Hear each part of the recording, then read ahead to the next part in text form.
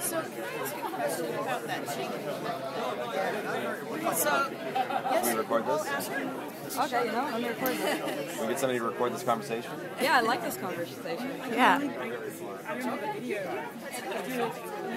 So you said something about changing the world, and there was a question yesterday about how in Fahrenheit 451, Ray Bradbury sort of envisioned this already, but he saw the dark side of it. That if you're trapped within a story, and everything that you're doing is recorded and visualized and occupied by 15 people sitting around these cameras, then where is that individual experience separate from the mass of people surrounding us? Well, maybe that's the idea is that, they were even talking about like on an emotional level. It's like, as people, as individuals, we want to feel like we are part of a larger project, something that like we are connected to people, So even here we have, all these cameras going on here, but everyone is interacting with each other. And although I'm just one voice and here I am talking to a camera, in some way I feel like I can sort of interact with these people, and then they can in turn to me and say, hey, I hear what you're saying, I hear what you're going through, and I am connecting with you on that point that you're trying to make.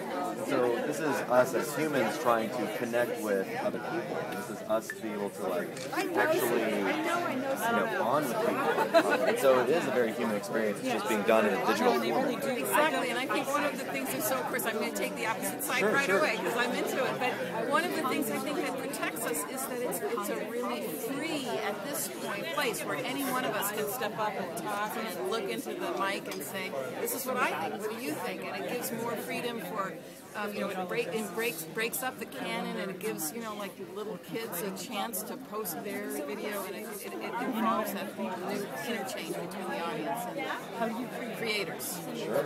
And I think that the other thing is that, it really is about enabling people to be creators. I think the example that was done right after that was, here's this kid that's drawing and animating, and this is the opportunity to actually be able to learn the tools and to, make that a second nature. And so is there no dark side? No, I think there is a dark side, and there definitely can be. And I think that what's happening right now is that we don't know what the dark side is. We just see hope because we are trying to be hopeful about it. But certainly there can be a dark side, and I think that that's going to be part of it, is making sure that we are constantly aware and that we are constantly vigilant within each other about can we make sure that you are still going outside and experiencing one-on-one contact? Are you actually able to touch you? Sure. Jeff Gomez says, "Stay human. Keep each other human." Absolutely. Yeah. I can answer that as well. Sure. I completely agree with you, and it's always. That's the thing. What are we going to choose? Are we going to choose hope, or are we going to choose fear? And I think most of us are going to choose hope.